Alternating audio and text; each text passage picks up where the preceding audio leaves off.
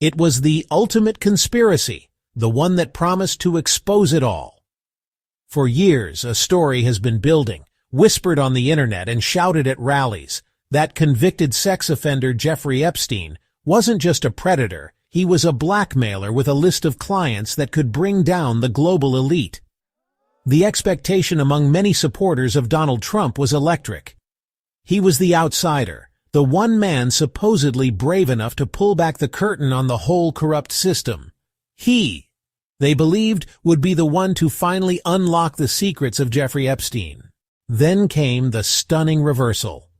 In July 2025, the Trump administration's own Department of Justice and FBI released a memo after what it called an exhaustive review. The conclusion? There was no client list. There wasn't enough evidence to charge anyone new.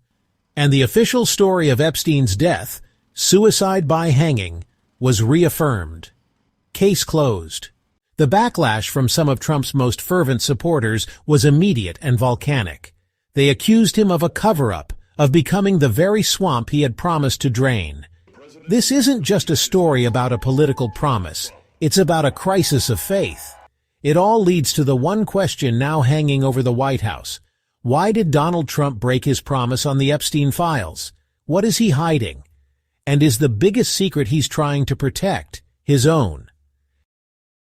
This is Nexus-Feed Deep Dive Session. Grab yourself a cup of something. Find a seat.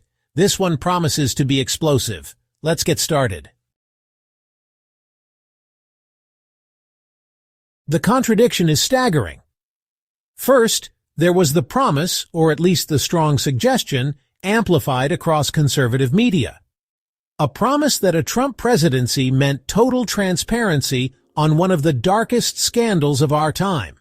High-profile allies like Attorney General Pam Bondi had fueled the fire, telling Fox News in February 2025 that evidence of a client list was essentially on her desk for review.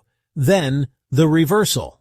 A memo from that same Justice Department declaring it all a mirage. No list, no new charges, nothing to see here.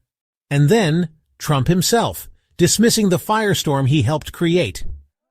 He called the fixation on the case unbelievable and a desecration, urging people to move on. In a wild post on Truth Social, he labeled the controversy the Jeffrey Epstein hoax and accused his own supporters of falling for a Democrat scam. From a sacred vow of transparency to a hoax. It's a complete 180 that has left some of his most loyal followers reeling and his critics saying, "I told you so." The fallout wasn't a quiet grumble. It was a digital revolt. Influencers who had spent years building a narrative around the Epstein conspiracy suddenly turned on the White House. Attorney General Pam Bondi, who was once seen as a hero for suggesting the files were coming, faced calls for her resignation. Her clarification that she was referring to the whole case file, not a specific client list, did little to stop the anger. To many, it just sounded like a cover-up. Reports even emerged of a furious clash between Bondi and FBI Deputy Director Dan Bongino. Bongino, a former commentator who built his brand on exposing the so-called deep state, was reportedly enraged by the memo, with some sources claiming he even considered resigning. This sense of betrayal created a bizarre political moment.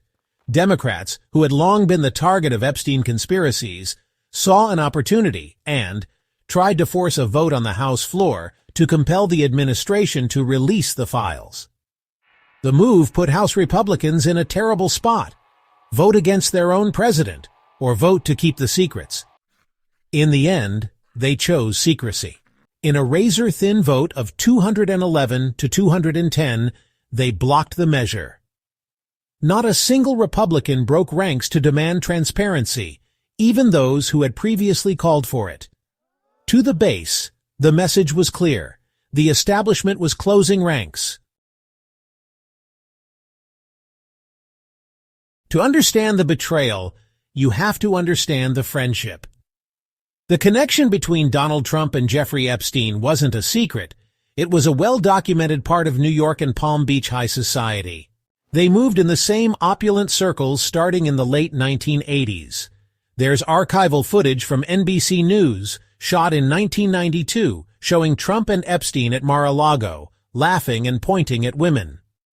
At one point, Trump leans in and whispers to Epstein, gesturing toward the crowd. In a now infamous 2002 New York Magazine profile, Trump gave a glowing review of his friend. "I've known Jeff for 15 years. Terrific guy," Trump said. "He's a lot of fun to be with."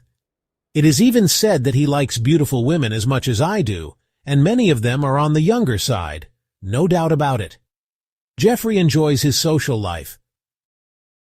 Flight logs released over the years show Trump flew on Epstein's private jet on at least 7 occasions in the 1990s, and Epstein's black book contained multiple contact numbers for Trump and his staff.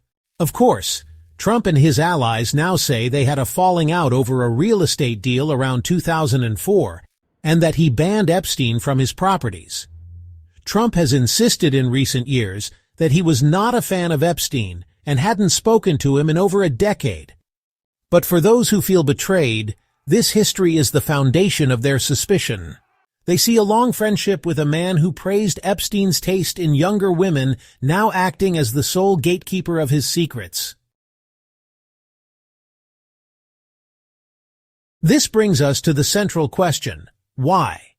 Why would Donald Trump, the self-proclaimed warrior against the corrupt elite, suddenly become their biggest protector? Why promise to expose the Epstein network for years, only to slam the door shut and call his own supporters fools for believing him? The official explanations have been a mess of contradictions.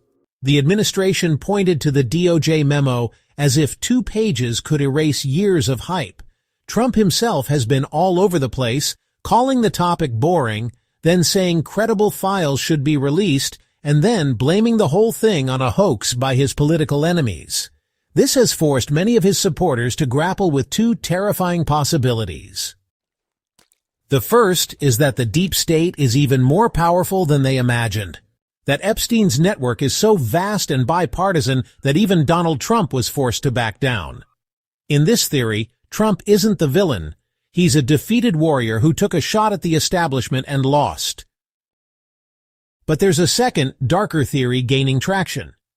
This theory says the reversal wasn't forced on him. It was a choice. That Donald Trump isn't protecting the system, he's protecting himself.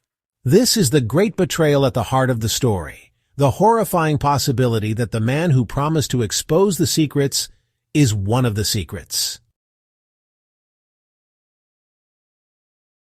When the official story falls apart, people look for one that makes sense. The Trump administration's reversal has created a vacuum now filled with speculation and damning questions. Let's start with the most explosive theory. The files are hidden to protect Trump himself. Proponents point to his decades-long history with Epstein during the exact period the criminal enterprise was at its peak.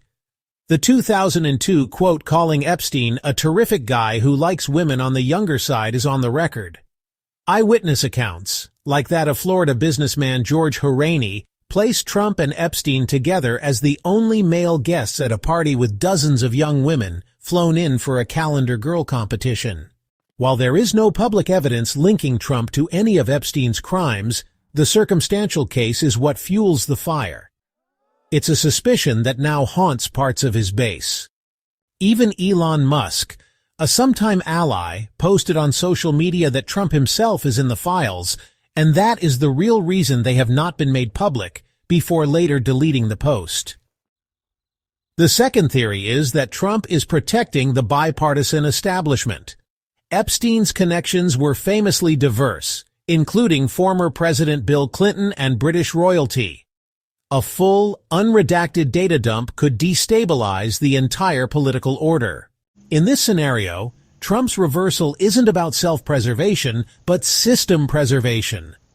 This would explain why 211 House Republicans voted in lockstep to block the release of the files. They understood the principle of mutually assured destruction. The third possibility is that this has all been a masterclass in political manipulation. For years, Trump and his allies used the idea of the Epstein files as a weapon against their opponents, fueling outrage and mobilizing voters. The promise to release them was a tactic. Once in power, the reality was inconvenient. The actual files were likely a legally complicated mess, not a clean list. Faced with this, the administration chose to shut it down and declare it all a hoax. We are left with a story of profound and corrosive distrust. A story where the truth has become so politicized that millions of people just don't know what to believe. A recent poll found that, 67% of Americans, including a majority of Trump voters, actually believe the government is covering up evidence in the Epstein case. We have a president who rode a wave of anger to power, only to turn on the very people who propelled him there. We have an administration reportedly at war with itself, and a Congress that chose secrecy over transparency by just a single vote. The July 2025 memo was supposed to be the final word. Instead, it ignited a firestorm, convincing millions that the real truth remains locked away, protected by the very man who swore to reveal it. The great betrayal isn't just about a broken promise. It's about the shattering of the core belief that animated a movement, that Donald Trump was their champion against a corrupt, secretive establishment. Now, they're forced to wonder if their champion has switched sides, or if he was part of that establishment all along. The files remain hidden, the questions remain unanswered, and the biggest secret of all, the reason for the great betrayal, is still being protected. The powerful are counting on Americans to forget. They're hoping this story fades away, dismissed as just another conspiracy theory. But the questions are just too important. If you believe the American people deserve the truth, share this video. The only way to fight secrecy is with transparency. Talk to your friends and family. Let us know your theory in the comments section too. What do you believe is the real reason Donald Trump is hiding the Epstein files?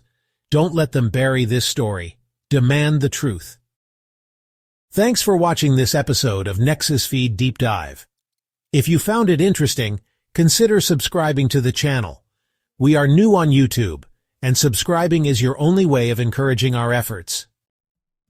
Until our next one, stay curious, stay informed, and keep them honest.